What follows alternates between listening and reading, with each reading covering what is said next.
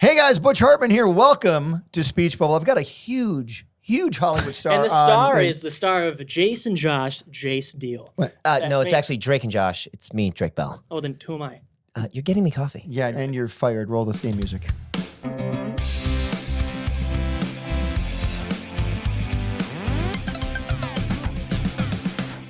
Okay, that was our awesome theme music. And hey, Drake, I'm so psyched you're here. Now, are you going to behave yourself now? That Drake I don't think I Bell's can. I don't think I can contain myself. Well, I think we've had some big stars in the program before. First of all, there's me, number one. Yes. There's me, Butch Hartman here. You've been on a couple of YouTube videos that has anyone seen them? I have an IMDb now. It says Jace Diehl as Jace Diehl's self in Butch Hartman. Nice. So you've got some In career. Butch Hartman? Yeah, it says in Butch Hartman. Yeah, nice. Okay. I'm Jason. I'm in Butch Hartman. That's what it says. But I think all the other stars we've had pale in comparison to Mr. Drake Bell. Drake, 100%. what's Thank up, you Ron? so much. Huge applause is happening right now because we have sound effects. Yeah, all right. Sweet. Thank you very much. Hey, I'm glad you're here, dude. How's it Such going? a big theater you guys are doing this in That's now. right. know. When did you guys move? The Hollywood Bowl was taken, so we took a step up. Yep. That's By the right. way, speaking of Hollywood Bowl, you're a Beatles fan. Yes. I just heard this story, like when the Beatles played the Hollywood Bowl, like they remastered all the recordings from the Beatles Hollywood Bowl. These guys were the first guys ever to do major rock concerts. Oh, And yeah. So all they had were like a couple of two little amps. They had no PA system. I mean, it was. And how yeah. did they hear themselves? They couldn't even- didn't. They Yeah. didn't. That's why they stopped touring because, I mean, it was funny. There's funny stories where Ringo will be playing a song and John will be playing a song, Paul will be playing, and they all look at each other and each of them are playing a different song. A different song, right? Yeah, Exactly. they have no idea because the screams are so loud of the girls. Yeah. And the equipment is so subpar and is not, Well, no one knew what to prepare for back then. absolutely. Exactly. And there were no in-ears at all. Like, No, they had no, and they just, the technology, they weren't equipped. Nobody was doing stadium shows. I mean, you even think like Elvis Presley, the biggest bands of that time weren't selling, they had to, they're like, well, where are we going to have the concert? The State Fair. State Fairground. Well, yeah, a baseball stadium or a football field because there's too many people are going to buy tickets. I mean, Yeah. they were one of the first people that were selling tickets like that. So, the equipment they had were for clubs or stuff like the size of the Fillmore, things I like know. that. And one of the cool things I loved when I first met you was that you loved the Beatles. And I'm like, how does this kid who's 30 years younger than me know the Beatles? And that's what I love is like you appreciate good music because like, I got to be honest, some of the music today I'm like not super crazy Yeah, about, I mean, growing up, I just always gravitated towards the music of like the 50s, 60s, even back, like, because I love like all the crooners and all the old, I mean, everything. I'm just so, You like Frank Sinatra. I love Sinatra. I love Dean Martin's my guy, and We have him here. Bring him. Come on Yeah. in. Dean's Oh, here. hello. It's really Been weird. waiting all these years. everybody get in my room?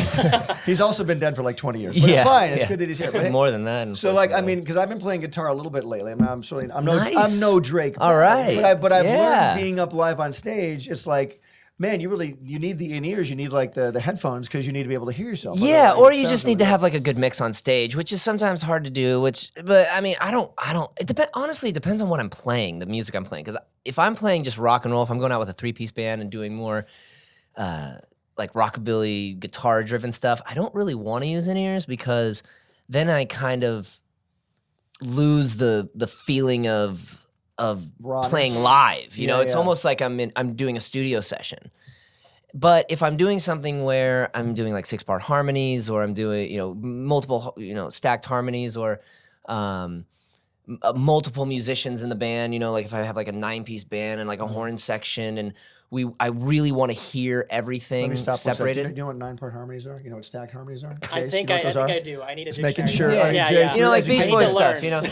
It's like Beach Boys stuff. Yeah. And Should we try some or Beach like Boys right now? Yeah, hello. Hello. There you go. There we go, right. We're so fantastic. That's amazing. I know, right? Live.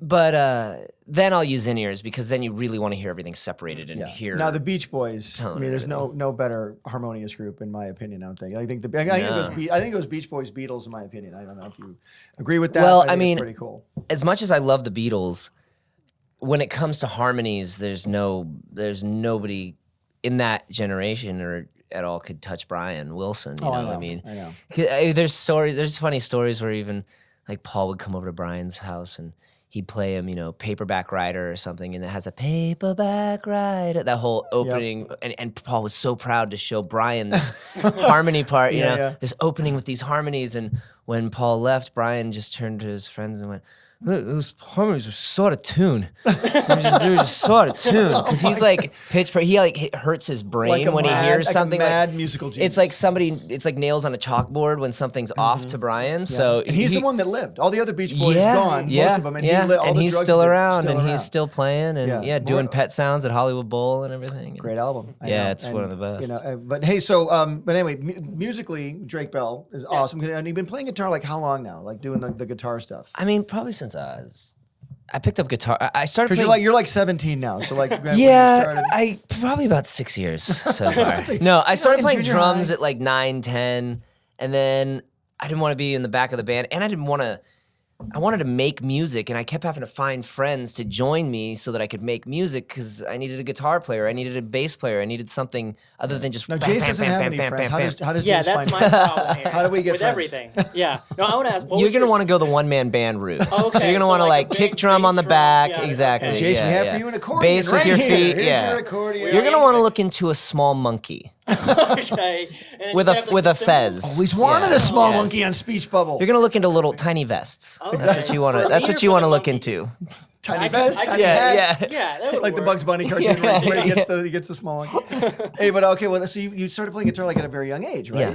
And you actually wrote the theme song to Jason. I mean Drake. Yeah, it was right? close enough. Yeah, That's yeah. awesome, That was dude. actually a really fun thing to do. Cool story too. I'll tell you since we have so much time. That's on why this you're podcast. here on the podcast. So we got Drake and Josh. We did the pilot. What year was that? 2006? No, this was 2004.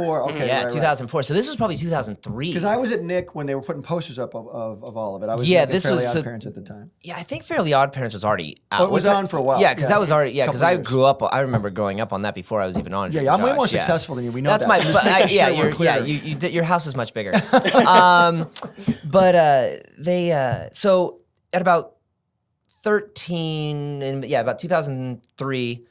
About 14 years old, we spun off of Amanda's show onto Drake and Josh. Right. And we did the pilot, and they took forever to greenlight the show. I mean, They it do was that at like Nick with everything. yeah. with So every we do the pilot, and a year goes by. I'm like, we look different. We're older. Like You shaved. yeah, right. Did they air the pilot? No, we reshot the pilot. Okay. So it's actually funny to go back and look at the original pilot because we have a different dad, and we did some recasting and stuff like that. But So it was still you and Josh though in the pilot. yeah, it was still me and Josh. So we go to we get the show greenlit, and the theme song to the show at the time was I'm Drake. I'm Josh. Yeah, it was just- He's yeah, no, Jace. He needs friends. Something like that, right? it was a what's his name? Lenny Kravitz song.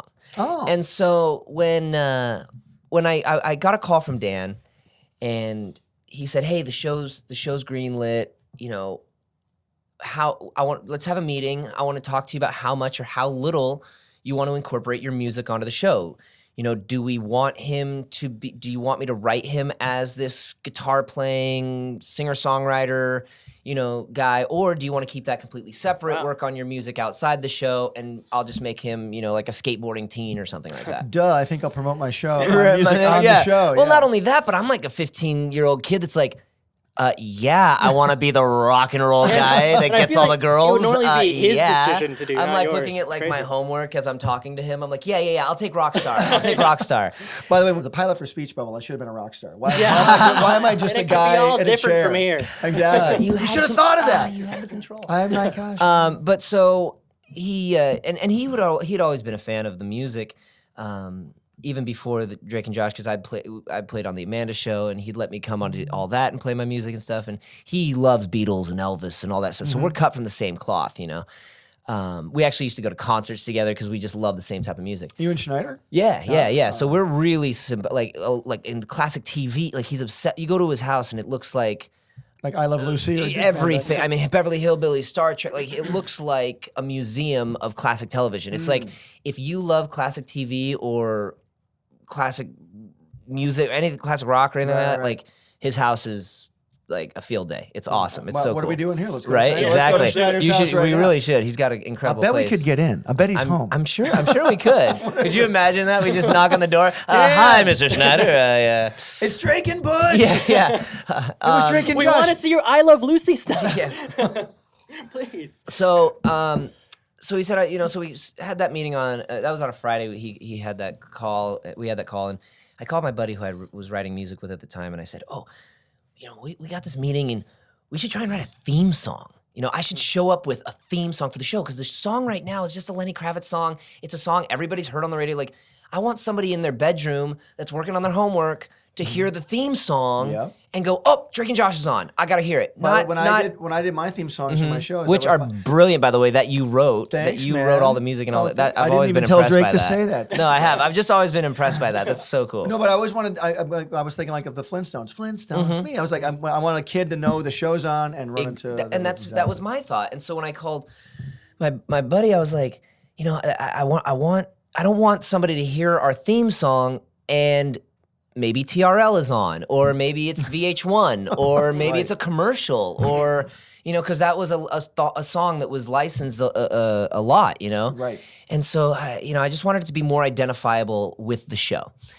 And so I went that Saturday, and we sat around my friend's piano, and I had my guitar, and we're just sitting there thinking, days go by, and like gonna wake up in the morning, and we're trying to just think of every Write this theme down, song. Jace. Write this down. Jace, write this down. We're writing all these Direct theme songs, Project, and they're Direct just like nothing's coming to us, and nothing we're listening to all the most brilliant, memorable theme songs of all time that we grew up with children. Fairly that Odd Parents, Danny. Yeah, Phantom. exactly. There you go. We're Perfect. we're drawing from the greats, Of course. And so I go, man, we're just wasting time. It's been like 6 hours. We're not coming up with anything. Let's not waste the day. Let's just write a song. Let's just forget about trying to make it sound like a theme song. And I think that's where our block was, because we're trying to sound like a theme song. So instead, we just started writing. the story. Yeah, exactly. So yeah, and we're brothers. We're happy, and we're singing. It's like, what are we? One of us is skinny. Yeah, exactly. Like, yeah. How did we get here? But so I said, let's just write a song. And we started writing this tune. It sounded pretty cool, like kind of Elvis Costello vibe. I was like, oh, this is cool. We started writing some lyrics. I said, wait, hang on. What if we wrote the lyrics to what we're writing right now to kind of go with, instead of it being like a guy and a girl or a love interest or anything like that, what if it's like just like your bro? Like I'm gonna pick you up when you're down. I got your, I'm over your shoulder. I got my arm around your shoulder. I'm helping you out more like a bro than like, oh, I'm looking to love you or something, Right. And so we started to tailor the song that way, and it turned into Found a Way. And we were just like, man, this sounds like a theme song, And so we did a 1-minute little demo recording of it. And then that Monday, I had a meeting with Dan. He was working over on Amanda's What I Like About You at the time over at Warner Brothers. And I go in with this boombox, and I got the CD in there, and he's like, Yeah, those are ancient. yeah, iPhone it's like an old iPod, or actually, we don't have those anymore. It's like an iPod. Yeah, with a iPhone. CD. It's like your Okay, phone. okay. It's like I came in with my phone. I think I can And imagine. I don't know. translations. Yeah, it's gonna be like subtitles at the bottom. I came in with his boombox, his phone. His phone. His cellular device. And I started playing a CD iPod. So anyway, I played. He was like very reluctant to listen to the song with me in the room. He's like, I don't want to, because we were so close. We were such friends. He's like, I don't want to. I don't want to tell you it's terrible. I don't want to be like, oh no, and I don't want to lie to you, and I don't. What am I supposed to do? Tap my foot, snap my finger. Can I just listen to it? And then let you know later. I'm like, man, we've been working so. It's like if I came and brought you something, what I mean? How long have we been working together? Yeah. I'd be like, dude, if you tell me you don't like it, you're gonna be honest with me, and I don't care. It's not gonna change our relationship. We actually wrote a song together. Yeah, Oh, we did yeah, actually. we actually a really wrote good for- song. yeah, an Yeah, awesome song. yeah, Yeah. we did. That is a good song. Yeah, that's an awesome song. Yeah, it really is. Check that. It's It's called called Looking Like Looking Like Magic. Is it Magic. on? Yeah. It's on iTunes or anything. You can find it on think it is. YouTube, I'm sure. Yeah, iTunes, yeah. Remember YouTube? It's that thing. It's another Yeah, device. it's, It's like MySpace. Me and Daniela sing it together. So anyway, and so like I said, I'm just like, it's not gonna affect us. So just let me play the song for you. And so I played the song, and he literally was just like, okay, picks it up, unplugs the CD player, goes outside, and starts telling all the people he's working with, like all the other writers and producers, because it was a rehearsal day. And Come here, everything. guys. Yeah, he's like, come here and listen to the theme song of my new show. And I'm like, shut up. Wow. And then he just looks at me, he's like, all right, well, now I just have to convince Nickelodeon, which I'm sure isn't going to be very difficult. And I'm like, well, yeah, now they don't have to pay the licensing fee to that Lenny Kravitz song. I'm sure they're going to be stoked, you know? Like, all right, and if you're into this, then I'm it. Like, come on. There you go. And so I got to call my buddy, and I'm like, bro, I think we just got it. And he's like, what? Like, like from Saturday, just an idea of like, maybe we should write a theme song, to Monday, like, yo, bro, we got the theme song that to quick? the show. This is Hollywood crazy. for you. And That's a then Hollywood yeah, story. and it was just unbelievable. And from there, because they trusted me with the music in that front, I was then able to, all the music that was on the show, I got to write. So any songs that were on the show, it wasn't like a Hannah Montana situation or a Jonas Brothers situation where they were being handed songs from a slew of songwriting camp or something like that. These were songs that I then could release on my Drake Bell album as my own material that I wrote. That's and awesome, produced man. and everything like that. That's a great Hollywood story. Yeah, it was From really Saturday, nobody crazy. on Saturday Yeah. to theme songwriter Yeah, on it was Monday. Amazing. unreal. When was the first time you performed "Found a Way" in front of an audience? Because it must have been insane. Well, the first time I performed it, what's insane is doing it now. Oh, okay. Doing it, playing it, performing it now is People go what's absolutely nuts. It's bonkers. It is like, I mean, you'll be in other countries where they don't even speak the language. And I was playing in Peru. I was playing in Mexico recently, and these are audiences. These are big festivals. So I mean, Peru was over 100,000 people in the audience. I mean, you look at these photos and the satellite even- images. it's gigantic. It's city blocks. I mean, you're playing for city Unbelievable. blocks. You know, they Wow. have like the screens and the monitors all the way down, Wow. and it's unbelievable. Now, is it just you or other musicians? No, there's as other well? musicians and everything. Yeah, So these are like festivals. Some of the stuff, a lot of the stuff in Latin America I do on my own, and others are festivals and stuff. But we have a big following down there. But anyway, we'll play the theme song, and we may as well, be playing Rolling Baby. Stones Yeah, You're the Beatles. be playing Satisfaction. Yeah. Because it's funny. I always, as a musician, when you're releasing music and stuff, you're always striving to get the next big thing or whatever. Like the last thing you did is like whatever the next thing, and it's like, man, did we never had like a big radio thing. We never had big, but then the second we play Found a Way, I look around at my band and I'm like, bro, we have a big hit. Like, this is crazy. We go all around the world and they know every single lyric. It's unbelievable. Now, let me ask you a question, because we've all dealt with big studios like Nickelodeon, stuff like that. Yeah. Now, that's your song. You get royalties off that song. Yes. Okay, that's good. Okay, Yeah. that's all I wanted to hear. Was that Yeah. they treated Well, you that's right in actually that way. what the great thing is because as far as, the deals that we were doing at the time and the kind of the things that happened to young actors and yada, yada, yada, whatever, unsaid whatever, I was very lucky that I was able to write all the music for the show because totally. that's the only thing that I was able to keep my hands on. That was the only thing I was able to keep a hold of, was that intellectual property. Yeah, So- and they like you're saying, they don't really do deals like that at Nickelodeon anymore. No, The they deal- don't. The deals that I got back then in like the late '90s, early 2000s, like for merchandising and things like that, they don't give deals like that anymore. And they don't even let shows go very long anymore. Yeah. It's really, really strange. Like it's almost like musicians these days don't even get to have remember like when at least when I was growing up in the 70s, bands would have 10, 20, 30 albums. Oh yeah, And and that- then and now- and a band would have 2 or 3 albums, and the label would be, and it wouldn't hit until the 4th album, and on that 3rd album the label would be like, oh no, we're still working it. It's just a slow build, slow burn, whatever. Yeah. And now it's like, oh, if that first song First that we song. didn't release of you didn't pop, then we're on to the next. Then you're It's done. Just, Yeah, exactly. then we're scrolling. It's literally the speed of scrolling through your Instagram feed. Yeah. You're just like next. Who's next? I know. Yeah, So I mean, I would unbelievable. imagine anyone out there listening to this right now, you got any advice for them if they want to make it as a musician, like anywhere, or like especially in Hollywood? What would you say to that person? It's honestly, it's just the same advice that you would always hear and get and listen to and go, oh, that's just tried, or oh, that's just, you hear those sayings as It's a like kid. cliche, exactly. That's the word I'm looking for. You just find that, oh, that's just some cliche. But then you realize as you get older, you're like, oh man, if I would have listened to all those cliches my mom or my dad or my parents or all those people around me were saying and put them into practice, wow, I would totally be in a different position right now. And it's like early bird gets the worm and like all these stupid sayings. And that's really what it is. It's like, or like the squeaky wheel gets the grease. You know, it's like how to cut through in social media today. It's like, Or Jay Steele better not mess up this time. Stuff Yeah, like that's that. you know, been that said all one the that one's time. been going around since That's an forever. old one. My Yeah. grandpa used to say that. You know? And then I was born. They're Yeah. like, that's why. That's why Yeah. we said That it. kid.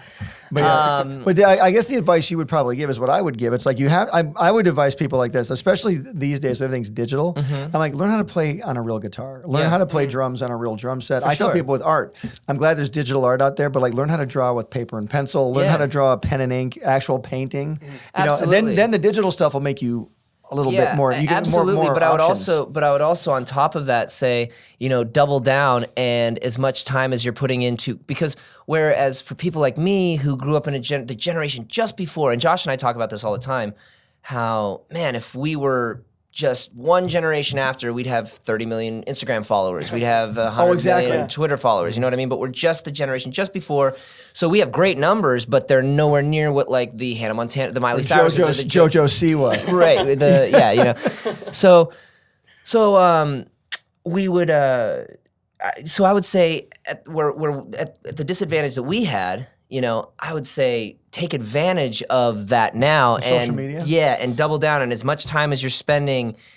And I would say just technology in general, Yeah, you know, yeah. today and like every platform, you know, just like how you're embracing Twitch, for example. Like, oh, there's a new platform. Okay, how can well, I'm not a gamer. Okay, well, but how can you use this platform that's reaching this many people? What if, okay, you play music? What if okay, hey, how many people watch you play video games? What if you played your music on your Twitch program? Oh, now that's going to get people to go, hey, what are you listening to, Butch? Oh, I'm listening to this new guy, Jace, you know, and now that's promoting his what I'm music. saying? My music. See what I'm saying? My one band. Yeah, so I'm music. saying like any way that you accordion. can, it's really just like oversaturated, and really because there's so much, you know, so much to cut through now. The oversaturation, you're just like, what am I gonna? And so you have to basically. Well, the other advantage I think you have, and that I have a little bit, because I'm a lot older than you, and you know the social media stuff didn't even come around till I was in my 30s. Yeah. And you're like, what is this? I mean, I want to do this, but I mean, I didn't even have time to get into it. By the way, iPhones didn't even come out till 2007. Yeah. Like 10 years ago. So it's like, no, so just getting onto this stuff and embracing it and making it part of your day, making it Yeah. part of your, because it's an everyday thing with Totally. social. It's got to be. But I've really increased my following because, you know, we're doing YouTube stuff now Yep. and this, and you have to just totally remind people that you're there. Yep, You know, and by exactly, the way, and that's how- you and know, you're doing a great job of it. Exactly, you see these other platforms, and you're like, okay, YouTube. Okay, I'm going to do a podcast. Okay, how can we make the? Okay, we're going to Yeah. shoot the podcast. Okay, we're going to put that on this platform and do that. Right. And it's like, you know, even though but you are able to sit down with an easel and a pen and a paper and sit there with no technology around you Right. and create everything that's around us right now. You know what I mean? So I think that both of those things are super important. Yes. And what I tell kids in meet and greets all the time, they go, how do I get to be where you are right now? You know? And I just say, don't think about where I am right now. Like, look at the goal. Like, yeah, okay, I want to be there one day. But then you have to do the homework. You got to sit in your room for 14 hours and play guitar. You gotta sit there and draw and erase and screw up and do crumple the paper and everything throw it that's away terrible. and do it Yes, over, and over and over and over again. You know, I'm sure that the first time you drew, you weren't magnificent. I mean, maybe you were. Some people I are. was. You I know, really some was. I some totally people was. are. Some people are. Some people are. I had But- a lot to learn. But man, there's like believe me. techniques that even how great you are, even however you're, you know, if you're born with it, there's still techniques that take years and years and years to really harness and everything. So, yeah, I mean, you really have to do both. Yeah, the first thing I tell people all the time is like, look, they say the same thing to me. How do I get to have my own show and have it be a success for Exactly, 15 yeah. years? I go, well, first of all, it's practicing the drawing, and then it's practicing every aspect of making a cartoon. Yeah. And it's not only doing that, it's the political part too, going out and actually telling people about Yep. it. Like when you wrote the theme song. Yeah. You guys could have sat there that day and went, you know what, I'm just kind of tired, let's go swimming. And Totally. I don't really want to write a theme song. And it never would have happened. Or we could have been scared to play it for Dan and then yeah. didn't do it. Or Yeah. we could have just, exactly. Or I could have just said, cool, Dan, yeah, sure, I'll meet with you about my music on Monday. and never did it. And never did it. And just had met with him about, I'll be a guitar player on the show. Cool, see you later. And I say this all the time, like opportunities are like comets. Yeah. They're really cool,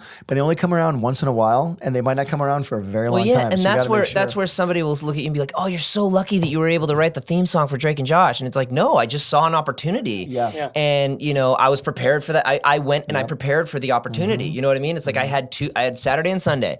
I could have gone out with my friend and gone swimming and gone to a party that night. But I didn't. I spent 16 hours of my weekend preparing for this opportunity on Monday. Exactly. And the opportunity met preparation, and I was You able took to it seriously. make it into luck. Like the time you and I wrote that song, we wrote with Guy Moon. We were like, because we were doing the Fairly Odd first Summer, I one. think. No, the first one. Oh, this was the first one. That's right. The Fairly Odd Yeah. movie. Grow Up Timmy Turner. You did an amazing job as Timmy Thank you. Turner, and we were going to give you buck teeth, but I think you did best to do that. But we're like, we need to write a song, and I was given the opportunity too, because the producer at the time was like, you can write a song if you want to, and I don't think the person even thought I would even try it. Number one, and I knew for a fact that this person wouldn't even take it seriously. Right. So I'm like, we've got to write a killer song. Yeah. So I show up and I'm at Guy Moon's house, and Who's then you- great. Who's Guy's incredible. unbelievable. Yeah. And, well, you're great. I was like the least talented person in the room, like standing there going, "Oh God!" But I've No, written some your songs. lyrics, man. You come up with some really, really cool lyrics. Oh, well, thank you, thank you. Very clever. But we're sitting there. I'm going, okay. And we started off by listening. I remember we started writing the song at like 10 in the morning. Yeah. And for like 20 minutes, it was a nightmare. We're like, Yep. what? But by 11:30, we had a killer song. Yeah. It was killer. It always starts like that. You're always just like, Yeah. this is never, this puzzle, it's like slamming a square into a It really triangle is. for like It 3 really is. hours, and you're like, it's never gonna happen. And then all of a sudden, it like magically molds into the triangle. You're like, yeah, we what can add the this. heck? Well, what I loved about that though is like normally when I write with Moon, I'll write like a poem. I Right. I have a ton of melodies in my head. I just don't really play that much. So I'm like, we could do this, and then you're there though. You had a guitar, and you picked up the guitar, and you like added this really cool part to the song, and I went, that is cool, and that sent me into this direction. Yeah. And we had a killer song. Yeah. And then I played it for that producer, and they were like, oh my gosh, this is great. That's I said, awesome. Yes, it That's is. awesome. Yeah, and it was totally fit the sound of the Oh, it's the perfect. movie. It was like very and what I loved about it too was it was like our musical background. It's very Monkeys, very Oh, totally. Yeah, 3-chord Monkeys. yeah, Because it's very- I'm a huge. I have a Monkey's lunchbox Yeah, it's in very my office. Turtles, you know. Oh, yeah, the very Turtles, you yeah, like it's the very, Turtles. yeah, it's Like, very you like know that when you're kind itchy, of you know yeah. what the Happy Turtles are. together, Oh, you yeah. know. The It's like rabbits, yeah. right? No, not Yeah. the rabbits. The Go away. rabbits No, are stop. another We're animal done. We told you to stop. We told you to That's please some stop. new DJ. The Yeah, rabbits. yeah, exactly. Some new Actually, the DJ rabbits isn't- team. yeah, That's I'm taking that. The rabbits. Copyright down. that now. Hey, so I want to get into a little bit of Drake Bell history now, because Yeah. you've done a lot. Now, we talked about the music. I knew you'd love to talk about that because it's awesome. And then now there's the acting stuff. Yeah. So now I'm going to say a few names. Okay. And you just give me your thoughts on these people. Okay. Okay. Are they going to be actors or people I've worked with? Actually, we're getting into politics right Yeah, now. No, I'm okay. just kidding. Okay, Jerry Seinfeld. I love Jerry Seinfeld. Now you worked on this. You were on. Oh Seinfeld. yeah, I did. I did work on No, Seinfeld. I have worked I with just him, saw yeah. the rerun recently. No way. It's the episode where George and Jerry go get the Frogger machine, Yep. right? Oh, And I'm the that's kid one of playing best Frogger. ones. You're the Yeah. punk kid that's on the machine, right? That's yeah. right. Didn't you have a line? Did you have a line? Yeah, I said thanks a lot, Mister. No one could have delivered that Wait, line. hang on. It was Right. more like this. It was more like this. Like, thanks a lot, Mister. Nice. Something like that. Nice. And then nice kid. lot of stank on Doesn't it. Jerry goes like, nice kid, or something like that, right? Oh, I got the high score, like that. Jerry. This Yeah. is the Frogger machine. Yeah. Don't unplug it. So we got Jerry Seinfeld. We got Tom Cruise. Tom Cruise. Tom Cruise is absolutely by far probably one of the coolest, absolutely nicest, most approachable, generous. The adjectives he's the keep be- coming. Yeah, They keep he's coming. the- Look at this. He's the coolest person I've ever worked with. Because you were in him. Jerry Maguire. Yeah. And you were the linchpin of Jerry Maguire. Yeah. You're the kid who Gets him to write them- say a bad word in the movie. Yeah. But you tell Jerry to Which was devastating to tell my mom when she's telling, my mom's going around to all of her friends at church, and she's like, "Oh, my son's coming out in this new movie with Tom Cruise. I can't wait till you see it." And I'm just like, "Oh my god!" because you tell Tom Cruise to do there's something. we have this whole exchange where I'm trying to tell him, my dad's got to stop. This is his fourth concussion. He's a hockey player, and all he cares about is the age, and he cares about the money. He's like, "Oh no, he's fine. He's fine. He's gonna take all this VR warriors and troopers and blah blah blah." And then I finally tell him, tell him where to go, and then I'm like, I got to tell my mom. I'm like, "Mom, go tell your friends not to go see the movie." It's terrible. They can't see that movie. Oh, my God. but no, yeah, it was. So we worked for a while, and then I got to go back on the set a lot because they were shooting over at Sony, and I was working on another project at the time while they were finishing up And this Jerry is Jerry Maguire. Maguire and Yeah. director Cameron Crowe. Cameron Crowe, who was Huge- also just huge movie. unbelievable. And he's a music freak. Cameron music Crowe. freak. Yeah, rock and roll And music freak. so I mean, we totally got along on all that, and it was so cool to there was one time I was just on the Sony lot, and I ran into Cameron. He's like, "Drake, what's up? Oh, hey, we're shooting over here," and I went to go hang out, and then I'm on set, and I tried that, but they kicked me off. I couldn't. No one said, and then "Come it comes over to be lunchtime, and Tom is like, oh, hey, have you ever played, this computer game? And then all of a sudden I find myself, I'm like playing video games with Tom in his like. How old were you then? I was probably 10. That's crazy. Whatever. But not just from how he treated me. I saw for example, we were shooting one day in a hospital, and it was a working hospital. There were only very small little sections that we had blocked off for shooting. I mean, it was not. We did not rent the hospital out. We didn't close the hospital or anything. You got mistaken for a patient. Yeah, and that surgery. really it was like you would see like patients like coming through and going, oh shoot, what's happening here? Like that's how small our crew was in this place. Wow. Cameron and Video Village was really tucked away in a room, so if you just rounded a corner. I mean, because we were using them to shoot in, so they had to look like working. All of our equipment was tucked away. Was that for Jerry Maguire? Yeah, that was the hospital. Yeah, yeah. And so these, I would see patients or just people from the hospital go up to Tom, and he'd be sitting there working on his sides. And I've seen so many actors just be like or go and get somebody to finally be like, yo, can you tell these people to like I'm trying to working on my sides. I'm in my headspace right now. I'm about to shoot a scene. Can we? And every single person that came up to him, he stopped what he was doing. He got up. He greeted them. He would walk them over to a space where they could be more loud. And he's like, oh, they're working over here. Let's go over. And he'd pull them over and he'd sign whatever he wanted them to sign.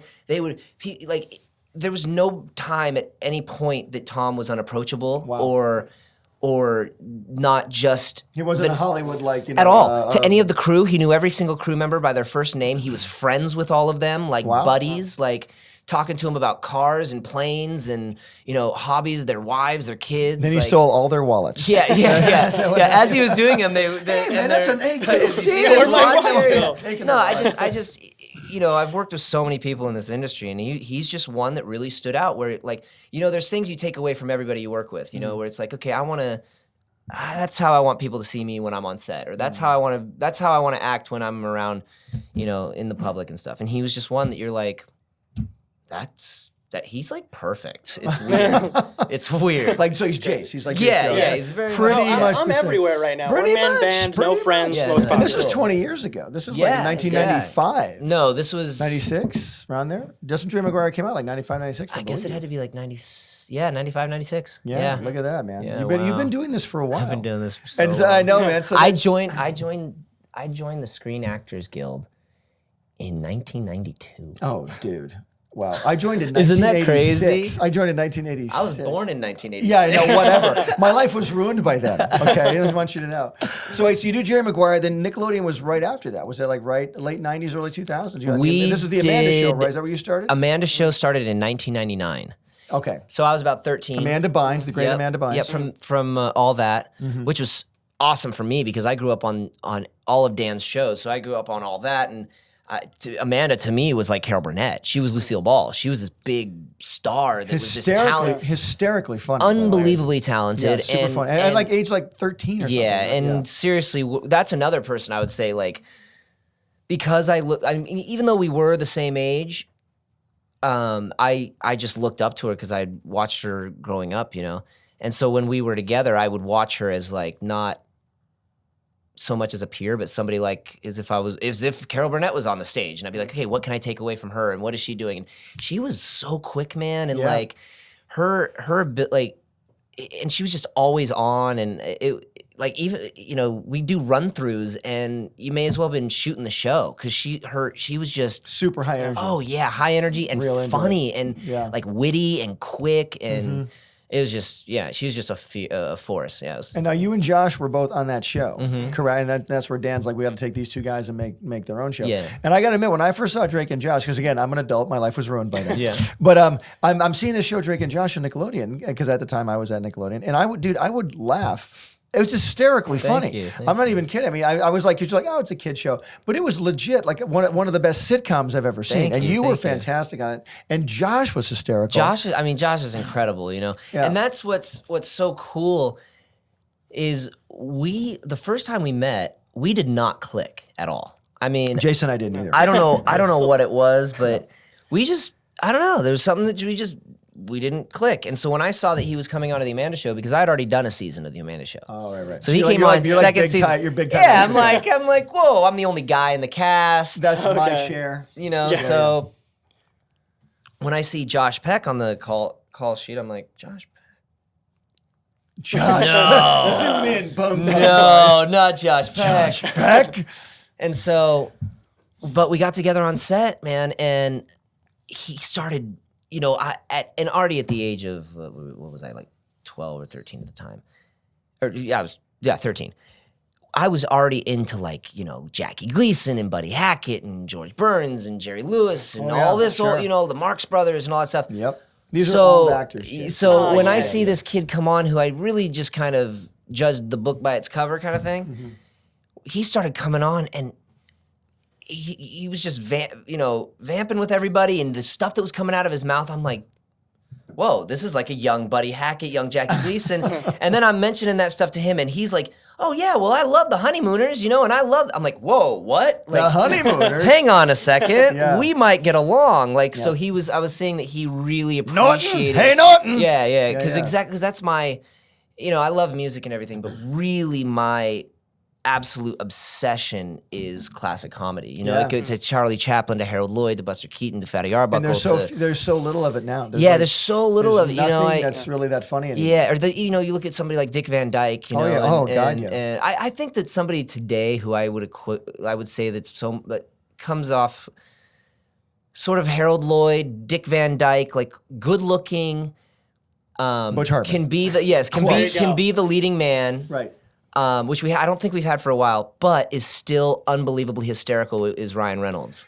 He's great. Yeah. I think he's like our modern Dick Van Dyke. He's great, but I also love Steve Carell. Steve Carell's great my too, but I don't comedy think. hero. See, like where I think Dick Van Dyke and Harold Lloyd Oh yeah, can get the girl. the physical. Oh yeah, that's true. Where Steve Carell is Charlie Chaplin. Yeah, for sure. You don't really believe the tramp's going to get that beautiful girl. Right, yeah. I When he walks understand. away with the roses and the girl, you're kind of like, oh, okay, would she really go off with the guy with holes in his shoes? Exactly, right. But when you see Harold Lloyd and Dick Van Dyke, and they're falling over each other, and they're doing all Van this Dyke- physical, funny comedy, you still believe that Mary Tyler Moore is going to want to go home with that guy. Exactly You know right. what I mean? I mean, So- Dick Van Dyke was like crazy talented, Unbelievable. like amazing dancer, amazing. I got to meet Dick Van Dyke. Did you really? I got to meet him, and I got to.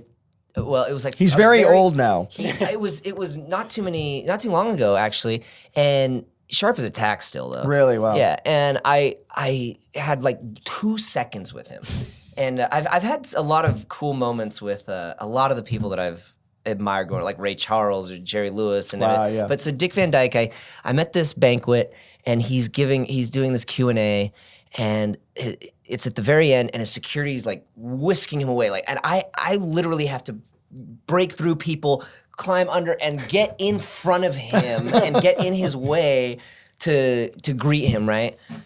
So I snake my way in, and I go, Mr. Van Dyke, would you mind if I just get a picture with you real quick?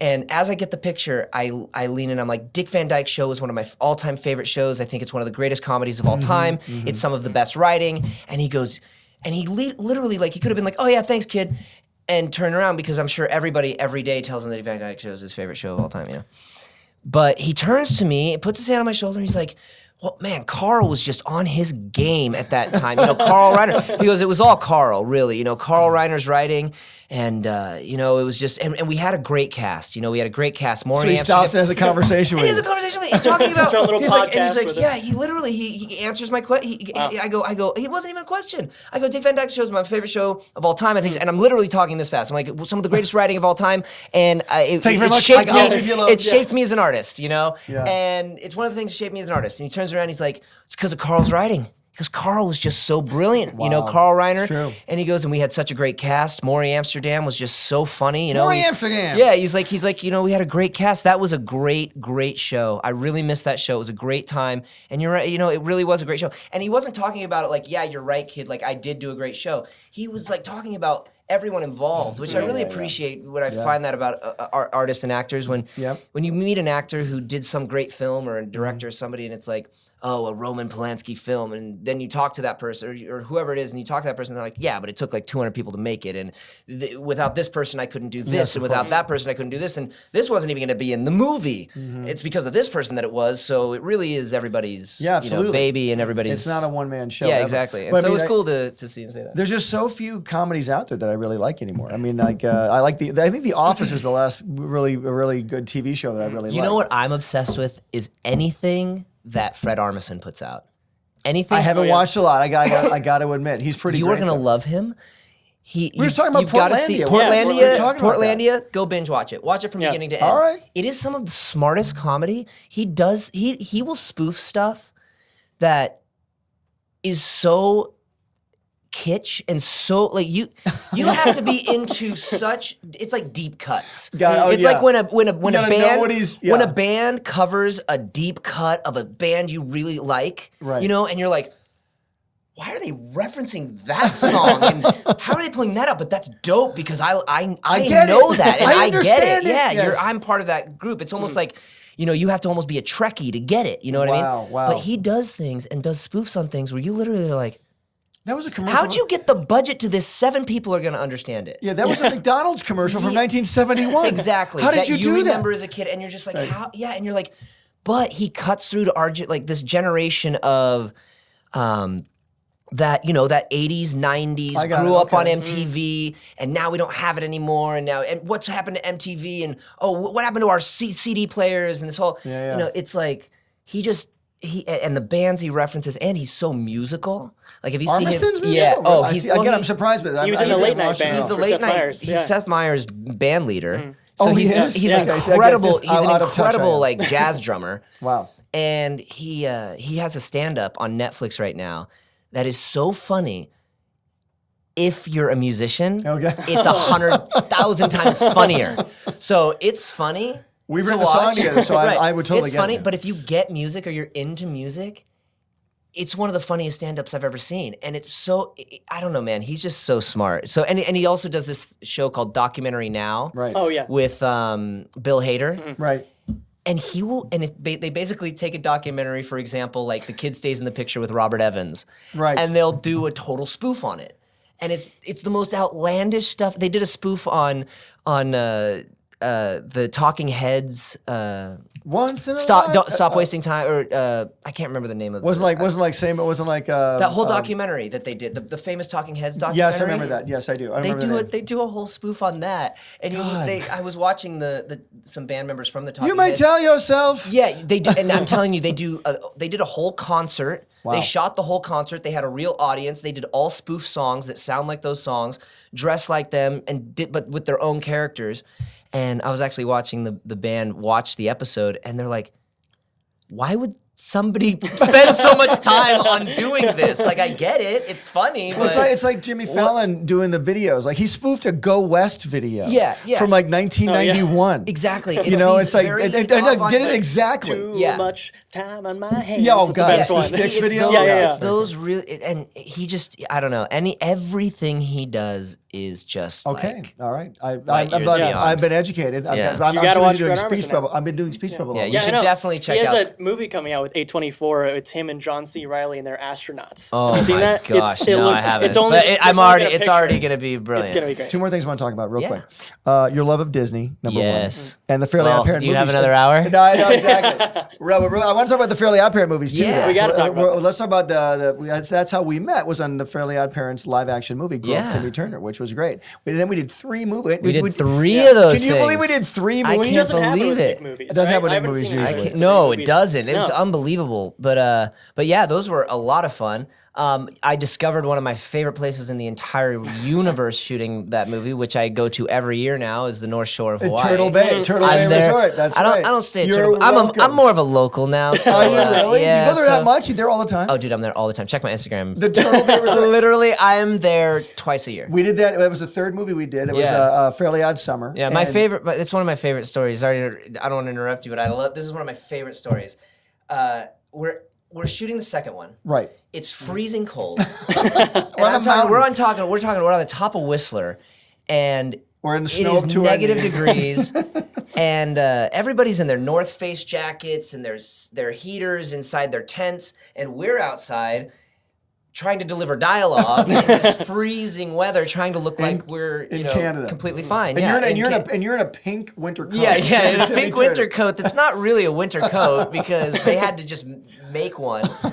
They don't sell men's pink winter coats. It's not a hot Well, we item do- at the Burlington Coat We Factory. do now, Drake. Yeah. So anyway, we're there, we're freezing, and the running joke that Butch would always come out and say is, you know, he would come over and he would give us a note or something, you know, and he'd be like, you know, when you're saying this to Cosmo, or he's doing this, blah, blah, blah. Or sometimes he would be doing Cosmo and Wanda's dialogue from off camera. Oh, boy. While his heater's right here, you know, and he's standing next to it and he's like, oh, boy. And I'm sitting over here and I'm like, oh, God, you know? And Butch would just always go through his very warm scarf and mask. And say, don't worry, guys, we're doing the next one in Hawaii. We're going to shoot the next one in Hawaii. Just to make us feel like warm, trying to get us to get in that warm state of mind, Imagine the heat. And head back into my trailer. so by like week 3 of don't worry, the next one we're going to be on Hawaii, we're like, we get it, okay. It's not funny anymore. Like, no, we're not in Hawaii. We're not in Hawaii. And so, flash forward, I get a call from my agent and he says, we're going to be doing... you're going to do another Fairly Odd Parents movie. I'm like, wait, what? Are you kidding me? And he's like, yeah, no. So he gives me the dates, and he's like, yeah, and so we're going to be shooting part of it in Vancouver. And I'm like, yeah, obviously we shot the last 2 in Vancouver. And he goes, and then the last half will be shot in Oahu, Hawaii, and blah, blah, blah. And he's just going through this, and I go, whoa. I go, are you serious? Like, Butch called you to keep the joke running and have my agent do a Hawaii joke? Like, Right. I'm like, hey, joke's not funny. He's like, no, you guys are really shooting in Hawaii. And I'm like, are you kidding me? So I call Butch and I'm like, Butch, are we shooting in Hawaii? And he goes, I opened my laptop. I said, fade in Hawaii. I didn't know what the movie was about. And I just continued from I there. know, exactly. So thank you. You're welcome. Thank you. And we're probably going to have to close really soon, but my favorite story from one of our adventures in Hawaii was when we were at the Turtle Bay Resort. After we're done, the greatest thing about it was that was our set. The hotel was our set. So we'd come down from our room to the set. Yeah. And then no driving, nothing. Nothing. And then elevator. That we'd was be our down in the transpo. lounge. Our transpo was elevators. One night we were down in the lounge, and they're like, "All right, for all of you tourists, we're having a talent show here in the Crystal Ballroom in the Oahu Hotel, in the Turtle Bay Resort. All of you musicians and all of you actors, come on up and win yourself a free stay." And I'm like, "There's John from Nebraska, and there's Shelley from West Virginia, and Drake Bell." Professional guitar player gets up and rips it and plays guitar and wins the contest. I came to work the next day. It was so funny. I come to work the next day and they're like, there's word at this that you want a free stay at the hotel. Yeah. I'm like, yeah, it's cool. I think I might just use it like after because I stayed like 2 weeks after. It was so funny. I Stayed I in would Hawaii have- 2 weeks I- after. It was long. I don't remember how long it was, but I was getting text messages from crew members, from other cast members who are literally like back into their lives. Like they were back onto other projects. They were back to their kid, back to whatever.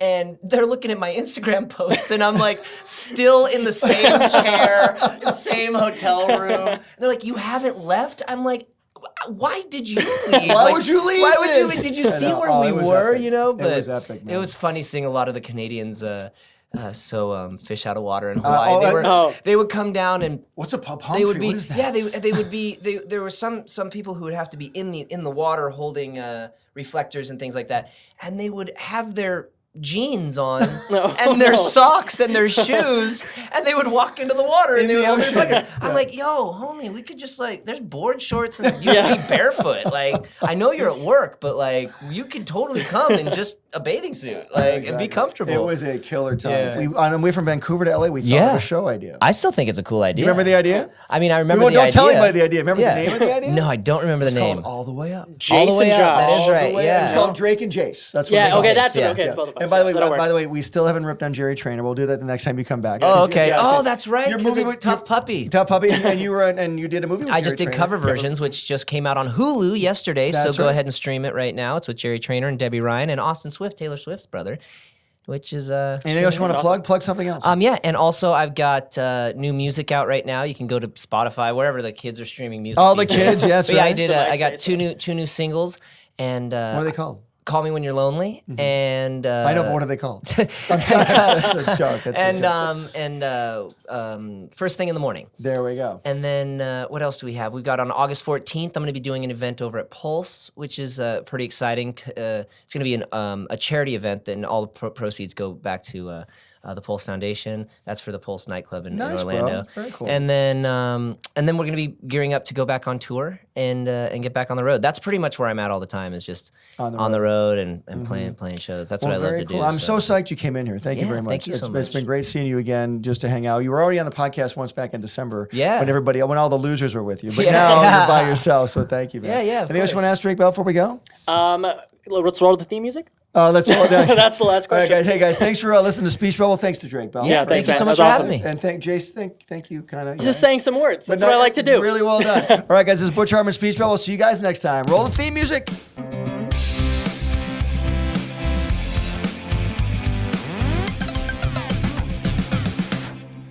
Speech bubble.